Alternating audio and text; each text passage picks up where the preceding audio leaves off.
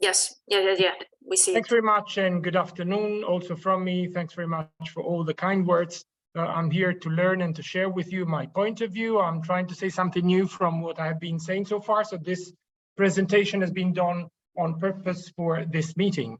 And of course, this is a topic which is particularly interesting for my own research. And in a couple of weeks from now, there will be a book also published by Hart Publishers, by the way, which I have co-authored with Advocate General Kokot on taxpayers in international law. But there are perhaps some more specific points related to foreseeable relevance that hopefully can get out of this meeting that will allow us to learn from each other. I would like to stress that I really like the fact that there is an interdisciplinary dialogue that Mariolina has started up in Maastricht, also with the tax community. This is quite important because otherwise the tax community gets into hyper technicalities and we forget about the basics of law. So it's important that the judicial review should apply to administrative law in tax matters just as elsewhere. Of course, we have our technical problems, and I think that this dialogue between the administrative law and the tax law community will help achieving some important results.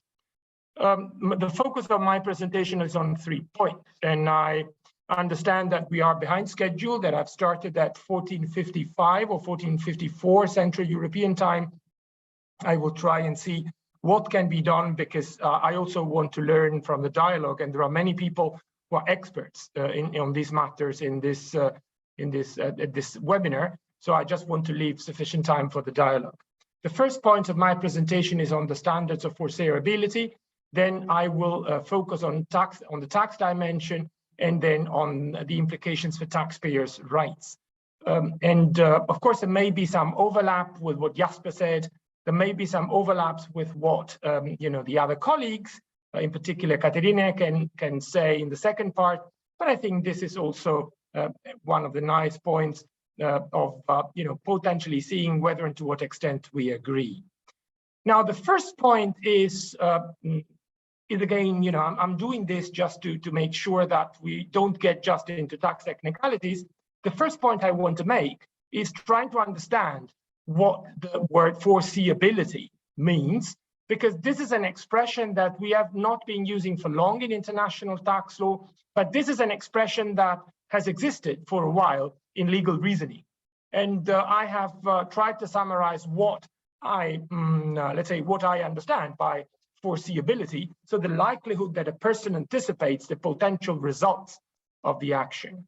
And this is actually important to see in an interdisciplinary context, also with contract law and tort law, because that standard has been used for a while to determine when in contract law there is a breach of the obligations, and when in tort law there is, we can reasonably assume the existence of harms that resulted from the action of the person who is in fact infringing a given situation.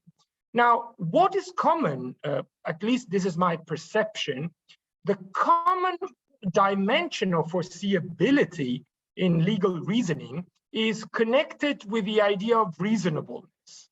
So reasonableness is, let's say, a criterion which feeds the content of foreseeability. And this reasonableness, so the fact that we use it as benchmark in legal reasoning, is also something that, in my view, influences case law from the European Court of Human Rights. I have seen that on case law on entrapment, on the right to fair trial, but also we should not forget that that there is a case pending before the Grand Chamber on the Vegotex. We do not know yet the verdict, but it's about the retroactive application of penalties. I don't want to get into the meaning of penalties and the differences with criminal sanctions, but the point is, that we need to understand that it's important when you apply also penalties and sanctions that there should be an awareness of the violation. And of course, if I say this, I also bring penalties much closer to sanctions than they would otherwise be. But again, as you can see, foreseeability belongs to legal reasoning, and I have tried to bring examples of what may influence the decisions from the Court of Justice when it approaches the meaning. Jasper has mentioned already that we don't really have a definition of foreseeability in the international tax community and in the European one. So it might be difficult also for domestic courts when they enforce European Union law, and also for states when they have to implement European Union law. So what are the potential implications that arise at the level of interpretation? We should not forget, after all, that when it's about European Union law, national courts have a very limited leeway for legal interpretation. Now, Jasper has made a comprehensive analysis of the trends concerning the reference to the OECD model and its commentary in case law from the Court of Justice. And he's been seeing these ups and downs in the trends. And I would like to use that as a starting point to enhance the more focused analysis of the implications for foreseeable relevance in connection with mutual assistance. And from a methodological perspective, it is quite important for me to stress that regardless of where foreseeable relevance comes from in tax matters, if we use it in European Union law, we should restrict the use of law other than European Union law in a context which is driven by the supremacy of European Union law. So yes, indeed, in international tax law, it has developed within the OECD Model Convention, but when it comes to European law, then we need to make sure that the interpretation is done in a way that is consistent with the legal reasoning that I have described before, which is also important to, for instance, stress the meaning of reasonableness that the Court of Justice has to take into account, and also the implications for European Union. European Union law gives rights to persons, and those rights in connection with rules with direct effect are there. Persons are not just objects. And when it comes to mutual assistance, they're not objects just of mutual assistance. So Article 26 and the related clauses of the OECD Model Convention and bilateral treaties can be regulating mutual assistance between states as to how this may possibly operate. And indeed, in the context in which it was developed, it was conceived to avoid an unlimited or open-ended outsourcing of exchange of information or fact-finding. So in other words, I need this, please find it out for me. So before asking for that, you need to make sure that you know what you're asking, and also that there are no other ways for you to get it. And this is quite important also to avoid that, there is, as I said, an open-ended outsourcing in connection with exchange of information upon request. But when we have imported that into European Union law, we need also to make sure that the useful reference to the context in which foreseeable relevance has developed in tax treaties does not prevent the Court of Justice from applying its own legal reasoning, and also from being a little bit more specific when it comes to determine what could be the boundaries of a foreseeable relevance. And I have indicated that in a way that is possibly consistent with what I have declared before, or what I have concisely put on the slide before, the reasonable possibility that the information will be relevant. I think this reflects also what we can read from the Berlioz judgment. And indeed, one can say that in the L judgment, we do not see that much reference to the source of inspiration, but in the Berlioz judgment, in those paragraphs that I mentioned, I can see that more clearly. So the Court of Justice wants to show that it pays the due consideration to the context in which this has developed, but also keep its hands free in order to do the analysis in consistency with the framework of EU law. So there could be a lot to say, and indeed, Jasper didn't have the possibility to spend some more time on DAC 6 because time was running fast. We will have another webinar in Örebro on the 15th of March on DAC 6. But if we look at the wording of the hallmarks contained in DAC 6, we can really wonder, and I try to put it with a politically correct understatement, whether all that information is reasonably, relevant. Of course, we are just flooded with requests of information, and it's quite questionable if an intermediary has obligations without rights. What will the intermediary do from a psychological perspective? It will just pass that information regardless of anything because it's under threat of a penalty. So I am actually quite critical, and I'm trying to say in a respectful way as to the foreseeable relevance of all what is being reportable under DAC 6.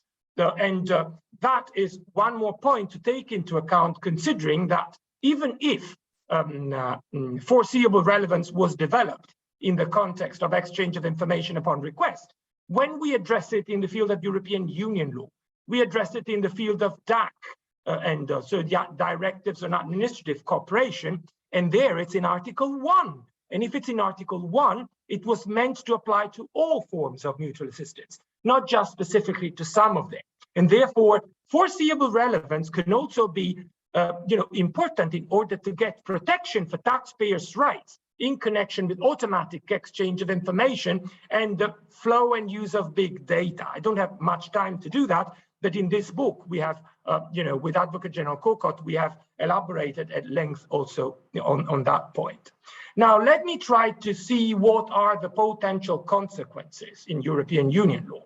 Well, we interpret foreseeable relevance in a context of secondary law, but secondary law must be not just interpreted in the light of the context, but also taken into account that it cannot lead to results which are in open clash or in open conflict with primary law of the European Union. And here we get into issues which I assume that Caterina Paddazzato will also address later on Article 47. So let's try to bring them quickly to what I want to stress. Number one, it can be true that treaties are between states. Number two, it can be true that mutual assistance regulated by the directives is between tax authorities, but taxpayers are holders of rights.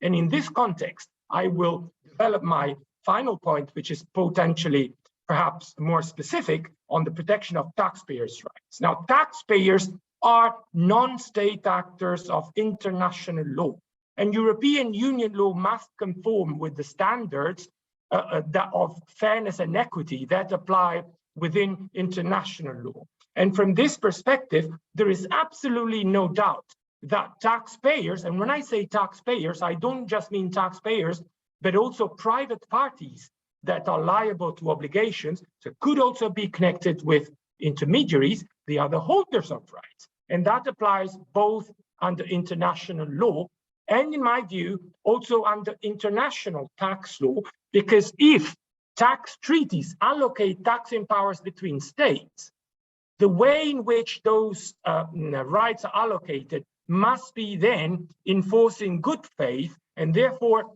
tax treaties have to comply with the rule of law. And of course, this is even more the case for European Union law, which has enforceable rights that instead we do not have in the field of tax treaties for taxpayers. So to keep things short, DAC regulates how mutual assistance operates, but it must comply with the requirements of primary law of the European Union. Now, we are here at the seminar organized by Mariolina, and of course, all those who are into administrative law are familiar with the Sciola judgment from the Court of Justice. And the Sciola judgment basically shows the importance of administrative authorities to comply with European Union law, just like with the primacy of European Union law, just like all others. So this is quite important, in my view, for the implications for the reasonableness test that applies under DAC in connection with the specific meaning of foreseeable relevance, and the fact that it is important to secure a judicial review for taxpayers since the Berlioz judgment in the field of direct taxes, even if at present they do not have full access to the information. Now, we have found evidence of this right to a judicial review elsewhere in the world with Advocate General Kokot. We have been quoting case law from New Zealand, several judgments from Swiss courts, which are of course known to everyone, but also we found additional evidence from Belgium, Bermuda, Italy, Luxembourg, and Singapore. The critical issue is that with Philip Baker in 2015, we stressed the importance for an ex-ante protection in connection with mutual assistance. And the point is that, in fact, when I look at the Shakira judgment, I'm not too sure that this was very successful. Advocate General Kokot stressed the importance of doing that before mutual assistance took place, but in fact, it wasn't accepted by the court. And this is critical. And I think that in this book, which is coming out, we are stating a more general right for taxpayers to have the opportunity to have a judicial review before mutual assistance takes place. So Berlioz says that this can be done with involvement of judgment because there is a legal standing, but there is no full right of access. Then when we look at VAT, ISPAS takes a sort of more general view on the right of access to documents. The point is that in Berlioz, we saw that in connection with the levying of penalty. We don't think that this should just be in connection with penalties. We think that more in general, if we talk about the right to data protection and other rights, so substantive rights should protect information from becoming publicly available. That doesn't mean that tax authorities don't have to have access to that, but there should be no public disclosure of this data. And this all shows you that we are in an era of legal uncertainty and that it becomes even more difficult for national courts to address those problems. We could do like Luxembourg, sending waves of cases to the Court of Justice. We have to be grateful for Luxembourg for having done so. There may be many more waves to come. Thanks very much for your attention. Thank you very much, Pasquale, for this very interesting presentation. I also have a couple of questions here, but first of all, let me check if maybe somebody of the participants would like to ask a question to our speakers or make any comment. Yeah, Katerina, please. Yes, hello everyone. Thank you very much for the two great presentations. I wanted to ask Pasquale, I'm also very critical of the hallmarks in DAC 6. And what does he think about these hallmarks in comparison with the no presumption of tax avoidance established by the European Court of Justice as a rule? Because in my opinion, all these hallmarks, they're obviously not red flags, they're completely exaggerated. And as you said, intermediaries will keep filing, and of course, all this data will not be processed. It will not be able to be processed. So I'm wondering whether this, in your opinion, agrees with the no presumption of tax avoidance case law. Thank you. Yeah, I mean, thanks very much, Katerina, for this question. What a privilege.